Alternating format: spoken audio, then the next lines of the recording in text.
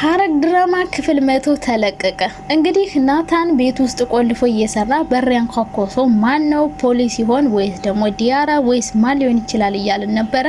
ነገር ግን ባልጠበቅነው መልኩ ቢኒያም ነበረ። እንግዲህ ወደ ክላሱ ጎራ ብሎ የሚሰራውን ነገር እያየ እንግዲህ ጎበዝ ነህ፣ እንዴት ለኔ ሳታማክረኝ ሁሉ ስራ ልትሰራ ቻልክ እያለ አድናቆትንም እየሰጠው ነበረ ለናታን ማለት ነው። ናታን አሁን ላይ ስራውን እየሰራ ነበረ። ነገር ግን በመሃል አንድ የሆነ ነገር ተፈጠረ።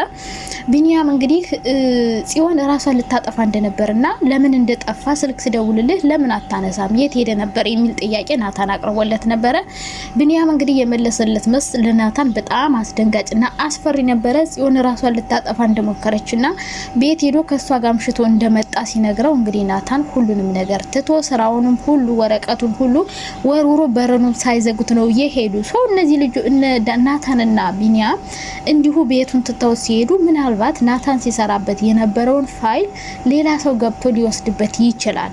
ካልወሰደበት አሪፍ ነው፣ ከወሰደበት ግን ብዙ ነገሮች በቀጣይ ሊፈጠር ይችላል። ቤት ሄዶ እንግዲህ ጽዮንን የሆነውና የተፈጠረው ነገር እየጠየቃት ነበር። በጣም ተደናግጦ እያለቀሰ ነበር የሄደው። እኔን ትተሽ ልትሄጂ ነው ወይ? ለማን ትተሽኝ? ማንም የለኝም እኮ እያለ እንግዲህ ናታን ጽዮንን እየጠየቃት ነበረ። ጽዮንም እንግዲህ ቢኒያምን ካስወጣችሁ በኋላ እያለን መናገር ስላልፈለገች ቢኒያምን ለማግኘት ለሷ ያለውን ቦታ ለማወቅ ከቤዛ ጋር ተመካክረው ያደረጉት ነገር እንደሆነ እንግዲህ ለናታን ነግረዋለች ማለት ነው። ናታን ደግሞ ይሄ ነገር በሰዓቱ ቢያናድደውም በኋላ ግን ተነጋግረው ከወረዱ በኋላ ቤዛ ላይም ጮሆባት ስለነበረ ቤዛንም እንግዲህ ይቅርታ እየጠቃት ነበር። ቤዛ ግን ተናዳ አንተ የልብን ከተናገርክ በኋላ ነው ወይ ይቅርታ የምትጠይቀኝ በማለት እንግዲህ የመለሰችለት መልስ በጣም አስደንግጦታል። በሌላ በኩል ቤዛ እንግዲህ ወደ ክፍለ ሀገር ልትሄድ ነው።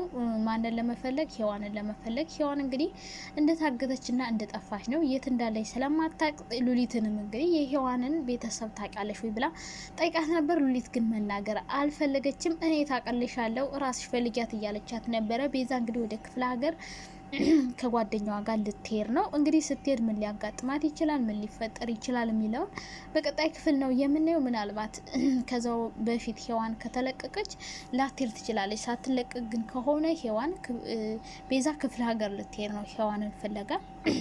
ሌላውና አስደንጋጩ ነገር ኤፍራታን እንግዲህ ሊያስፈርማት የነበረውን ፋይል ያፌት አስፈርሟታል ማለት ነው። እንድትፈርም እየጠየቃት ነበረ።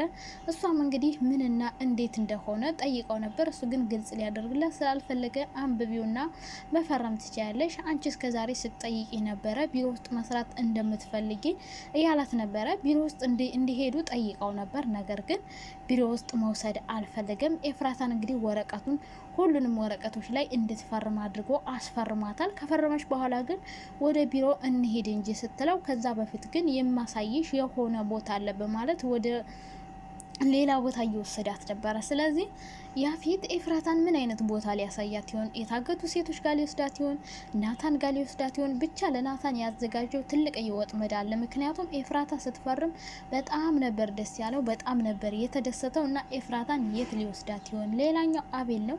አቤል እንግዲህ እዛ ቤት ከኖረ ሰነባብቷል። ሌላ እነሱ ሲወጡለት እንግዲህ አቤል እዛ ቤት የገባበት ዋነኛው ምክንያት ታውቋል ማለት ነው። ያፌት ውስጥ ያሉ ፋይሎችን ለማውጣት እንዲመቸው ነው እና እነሱ እንግዲህ በት አጋጣሚ ነበረ። አቤል እንግዲህ የያፌትን ፋይሎች የታገቱን ሴቶችን በሙሉ ፎቶዎቻቸውን አንስቶ ይዞበታል ማለት ነው። ከዚህ በኋላ አቤል እና ያፌት ውስጥ ቤት ውስጥ እንዲኖር የሚያደርገውን ትልቅ መረጃ ይዟል። ያፌት እንኳን ውጣልኝ ሂድልኝ ቢለው ምናልባት ላይ ወጣለት ይችላል። ከዛ ውጭ ደግሞ እነ ዳግምን የሚያሸንፍበት መንገድም ሊሆን ይችላል። ብቻ እዛ ቤት የገባበት ዋና ምክንያት አለው። ወይ እዛ ቤት ለመኖር አስቧል፣ ወይም ደግሞ የያፌትን ፋይል ይዞ ያፌትን እያስፈራራ ከያፌት የሚፈልገውን ነገር መውሰድ የፈለገ ይመስላል ማለት ነው። እዚህ ጋር ያፌት ኤፍራታና ናታንን አሸነፍኩ ሲል፣ እዚህ ጋር ደግሞ የራሱ ወንድም ውድመትን እያደረሰበት ይገኛል ማለት ነው። ሌላኛዋ እንግዲህ ገነት ናት። ገነት እንግዲህ ጉሊት ወጣ ነበረ። ጉሊት በወጣችበት ነበረ አቤል ሂዶ እንግዲህ ስለ ኤፍራታ እያወራት እና ኤፍራታ ቤት ውስጥ መኖር ጀምሬያለሁ፣ ልጅሽ ስላንቺ አውረታ አትታክትም፣ ልጅሽን እንዳገናኝሽ ከፈለግሽ የሆነ ነገር ልነግርሽ እፈልጋለሁ እያላት ነበር። ገነት ግን አንተ ሌባ ቀጣፊ ሂድልኝ ካጠገቤ፣ አንተን ላምንህ አልፈልግም፣ አንተ ውሸት አምነህ እያለች እንግዲህ የስድብ ናዳ እያወረደችበት ነበረ። ከዛ በኋላ አባራ ወደዛ እንዲሄድ ልካው ነበረ። ከዛ በኋላ ነበረ ዳግም እንግዲህ ለገነት ሲደውልላት ጉሊት እንደሆነች ከአቤል ጋር እያወራ የሰማት ማለት ነው። እሱም እንግዲህ የሆነ ነገር ያደርግብኛል ብሎ ስለፈራ ወደ እናቱ ሲበር ሲከንፍ እየሄደ ነበረ። ዳግም መንገድ ላይ አቤልና ዳግም ተገናኝተዋል። ምን የሚፈጠር ይመስላችኋል? ዳግም አቤልን ከፍትሮ ይጥለዋል ወይስ ደግሞ አቤል የሆነ ፋይል አሳይቶ ዳግምን የበለጠ ደግሞ በእናቱ የሚያስፈራራው ይመስላችኋል? ምን እንደሚፈጠር ምናልባት በገነት ሊያስፈራራው ይችላል። እናት ግን እንደዚህ አደርግብሃለሁ አንተ ጽዮንን ወደ እኔ እንድትመጣ ካላደረክ እያለ ነው አቤልን። አሁን ላይ እነሱ ደግሞ ለማሸነፍ ከሌላ ሰው ጋር መስራት ጀምረዋል። ነገር ግን የሚሳካላቸው አይመስለኝም። ሰላም እንዴት ናችሁ? ወደ ቻናሌ ቤተሰቦች ሰላማችሁ በያላችሁበት ብዝት ትርፍርፍ ይበልልኝ። ሐረግ ድራማ እንግዲህ ክፍል 100 ተለቋል ማለት ነው። ቀጣይ ክፍል 101 ነው የሚለቀቀው።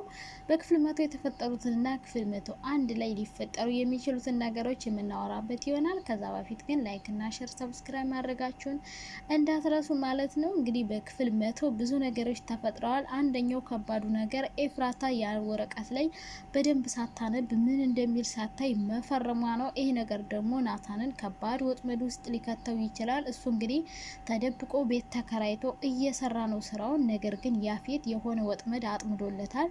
አንደኛ በሰላዮቹ እያስፈለገው ነበር። ነገር ግን ናታን መቼ እንደሚወጣና መቼ እንደሚገባ ስለማይታወቅ የሱ ሰዎች ሊያገኙትም ሊይዙትም ሊያግዙትም ስላልቻሉ ሌላ ወጥመድ ማዘጋጀት ስለነበረበት በኤፍራታ በኩል እንግዲህ ሌላ ወጥመድ አዘጋጅቶለታል ማለት ነው። የእውነት ኤፍራታን ቢሮ እንድትሰራ አብራው እንድትሰራ ፈልጎ ሳይሆን ወደዛ የወሰዳት ለናታን ያዘጋጀለት ወጥመድ ነው ማለት ነው። በሷ በኩል እንግዲህ ወረቀቱ ላይ ፈርሚ ሲላት እሷም ሳታነብ በቀጥታ ነበረ ወረቀቱ ላይ የፈረመችለት ማለት ነው። ይሄ ነገር ብዙ ከባድ ነገሮችን ሊፈጥር ይችላል ማለት ነው። ማለይ ናታን ላይ። በሌላ በኩል ደግሞ አቤል ነው ዋናው። አቤል እንግዲህ እዛ ቤት ለመኖር ገብቶ ነበረ።